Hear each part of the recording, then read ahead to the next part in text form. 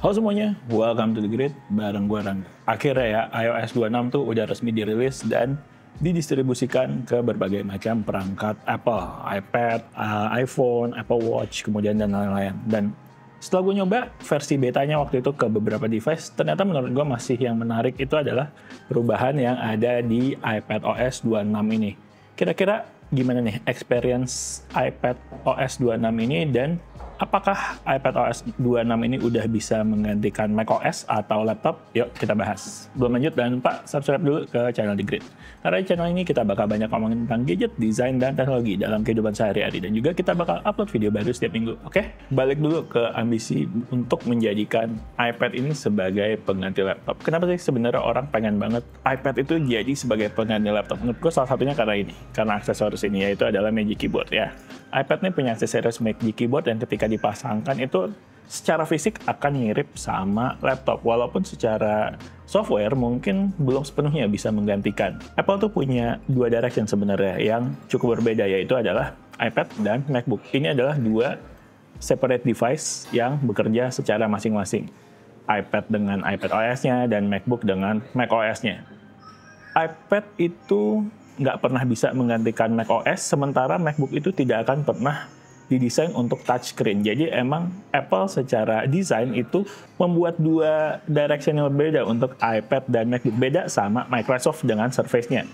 Two-in-one device yang bisa menjadi laptop, bisa menjadi tablet dalam satu device aja. Cukup dengan pasang keyboard, OS-nya udah OS full laptop dengan Windows. Nah, iPad tuh nggak gitu. iPad tuh punya direction yang berbeda. Jadinya ya menurut gue sampai kapanpun iPad mungkin nggak akan pernah bisa menggantikan MacBook secara keseluruhan. Padahal kalau menurut gue sebenarnya ya, kalau secara personal gue pengennya adalah kalau bisa simplifying device, kenapa nggak? Kenapa kita mesti bawa dua device, iPad 1 dan MacBook 1, kalau misalkan dua device itu bisa digabungin ke dalam satu device yang mungkin iPad, Mac, iPad dengan macOS dan lain-lain. Mungkin itu mimpinya ya, tapi secara fungsi so far dari Apple sendiri tidak menginginkan peleburan atau penggabungan dua iPad dan MacBook itu. Masing-masing ada target market dan masing-masing ada pasarnya gitu lah masing-masing. Nah, kalau gue sendiri sebenarnya gue pengen kalau misalkan iPad itu bisa menggantikan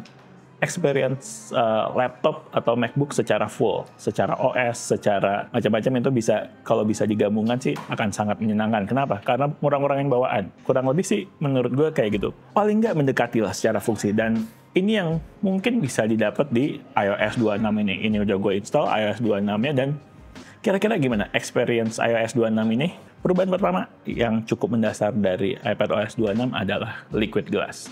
Liquid Glass sendiri itu apa? Liquid Glass adalah bahasa desain terbarunya Apple yang dipergunakan mulai dari iPadOS atau iOS 26 ini. iPhone, iPad, macOS, kemudian Apple Watch itu sekarang punya bahasa desain yang seragam yang namanya adalah Liquid Glass. Ini adalah pengembangan dari, kalau dulu OS 1 itu kita nyebutnya skeuomorphism sampai ke OS 6, dan di OS 7 Apple menggunakan flat design yang akhirnya dipakai sampai iOS 18 kurang lebih, dan baru diupdate lagi di iOS 26. Kemudian Liquid Glass itu sebenarnya apa sih sebenarnya?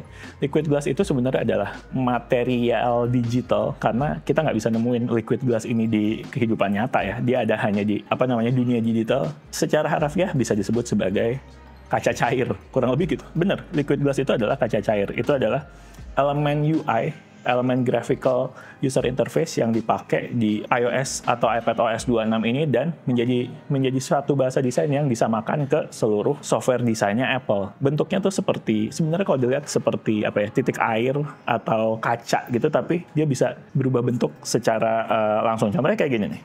Liquid Glass ada di, penggunaan icon-icon buat control center, kemudian di notification bar, ini semua sekarang sudah menggunakan sistem yang namanya Liquid Glass secara desain. Jadi semua tuh udah diupdate secara desain. Bahkan sekarang kita bisa mengubah. Nah, ini nih sekarang elemennya namanya Liquid Glass. Oke, so gimana penerapan Liquid Glass di iPadOS 26 ini? Menurut gue so far gue nggak merasakan perbedaan yang berubah jauh secara signifikan, nggak berubah sejauh iOS 7 menurut gue, karena sebenarnya elemennya kurang lebih masih sama ya, secara desain juga masih sama, cuman pengupdatean di elemen Liquid Glass-nya aja yang ini jadi balik menurut gue tetap kita familiar, secara OS nggak berubah terlalu jauh, tapi di satu sisi juga terasa fresh karena yaitu elemen Liquid Glass ini menurut gue cukup baru, cukup fresh, nggak terlalu banyak digunakan di OS lain, Android dengan material desainnya, kemudian Windows dengan, lupa namanya Windows apa, tapi intinya adalah ya ini jadi suatu ciri khas desain, satu ciri khas visual yang membuat Apple tuh ya Apple gitu. Dengan bahasa desainnya yang selalu unik, selalu menarik, selalu fresh, tapi tetap familiar untuk digunakan oleh pengguna-pengguna lamanya.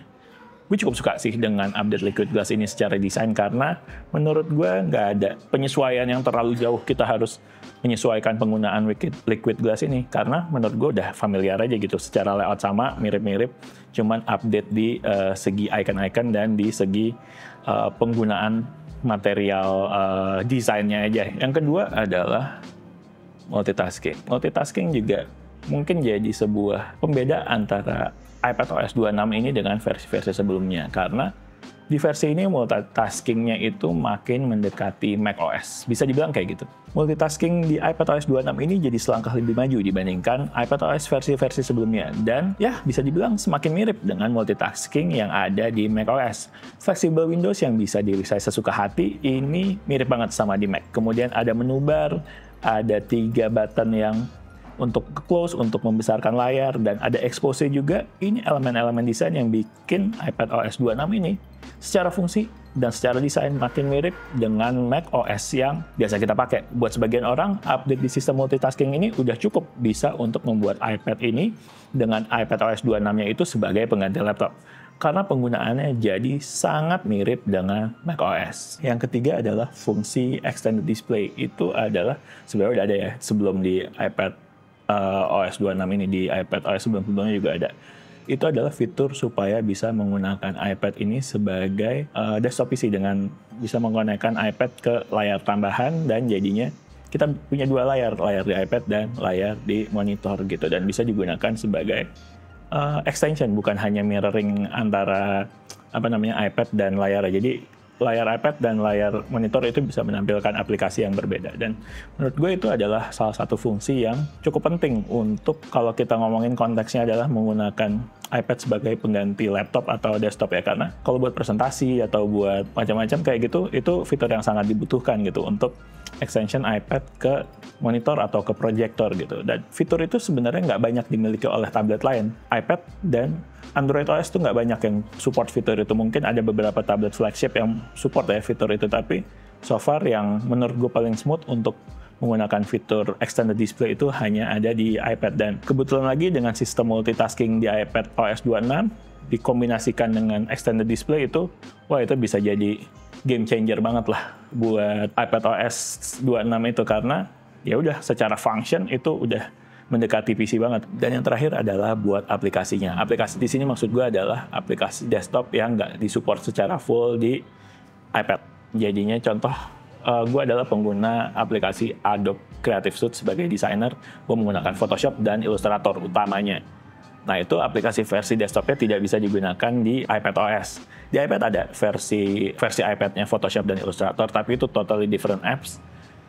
Menu-menunya beda, segalanya beda, jadi bisa buka file yang sama tapi secara fungsi masih beda banget lah. Yang di iPad tuh versi inferiornya, nggak comparable sama yang ada di versi desktop. Itu menurut gue sayang nih, ternyata masih belum bisa menggantikan aplikasi yang versi desktop. Sementara mungkin selain contoh yang punya gue, ada juga kali mungkin misalkan video-video editor yang punya aplikasi-aplikasi khusus, ataukah misalkan untuk coloring gitu, pasti punya aplikasi-aplikasi khususnya yang mungkin hanya bisa digunakan di desktop aja, sementara belum ada versi aplikasi iPad ya. Jadi sebagus apapun OS-nya, sebagus apapun fitur-fitur terbaru di iPadOS itu ya jadinya nggak berguna kalau software yang kita butuhkan itu nggak ada versi iPad-nya yang bisa mengemulate atau menggantikan fungsi aplikasi desktopnya secara full. Itu tadi ya, ada beberapa hal yang menarik menurut gue mengenai iPadOS 26, kelebihan-kelebihan. Tapi kira-kira masih ada nggak sih kekurangannya? Jelas ada. Yang pertama adalah secara Windows resizing. Nih, gue contohin.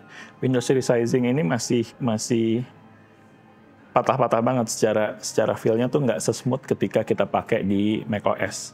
Kayak masih ada stutteringnya gitu. Kemudian optimalisasi apps-nya, terutama gue sering coba di apps YouTube itu. Salah satu contoh adalah masih touchscreen based banget gitu. Sementara kalau kita konteksnya mau ngomong bahwa iPad itu sebagai pengganti laptop, sebagai pengganti MacBook, harus dengan mindset bahwa bisa digunakan dengan keyboard dan mouse juga. Sementara gue udah nyoba aplikasi YouTube itu secara experience masih sangat touchscreen based banget tuh. Lalu battery life menurut gue juga masih belum optimal. Battery life MacBook di Apple Silicon tuh di M1, di M2 itu masih bagus banget, sangat bagus banget. Sementara kalau di iPad kok gue ngerasanya masih belum sebagus itu ya gitu. Kayaknya harus bisa di-upgrade lagi. Dan yang terakhir adalah Face ID. Gue nggak tahu entah kenapa ngerasa banget bahwa iPadOS 26 itu untuk login Face ID itu lemot. Feeling gue di iPadOS 18 tuh nggak selama itu gitu. Jadinya menurut gue mungkin itu kelemahan-kelemahannya dan semoga bisa diperbaiki. So, buat gue iPad Pro dengan iPadOS 26 ini udah satu langkah semakin mendekati dan menyamai macOS. Fitur-fitur yang ada itu semakin mirip, semakin fluid juga. Secara sistem itu udah semakin mendekati macOS bisa dibilang. Untuk penggunaan basic, untuk ngetik, untuk entertainment, nonton-nonton, buat editing-editing simple, dan lain-lain, itu sebenarnya udah bisa ya menggantikan laptop ya. Tapi buat mungkin yang sifatnya agak profesional, misalkan untuk desainer, untuk editor video, untuk colorist gitu, mungkin masih belum bisa full digantikan. iPadOS 26 itu menggantikan macOS secara full 100% karena masih ada beberapa software-software yang tidak kompatibel atau belum ada versi iPad-nya, sementara cuma ada di desktop doang. Jadinya mungkin hal-hal yang kayak gitu tuh yang bikin iPadOS ini belum bisa dibilang menggantikan MacBook atau macOS secara 100%. Kurang lebih itu sih menurut gue. Udah bagus banget. Tinggal dikit lagi untuk bisa semakin sempurna dan bisa menyamai macOS. Menurut gue kurang lebih kayak gitu ya. Oke, sekian dari The Grid. Like videonya kalau memang suka. Jangan lupa subscribe ke channel kita di YouTube dan juga follow Instagram kita juga di thegridco.id. Oke, The Grid sign out. Bye.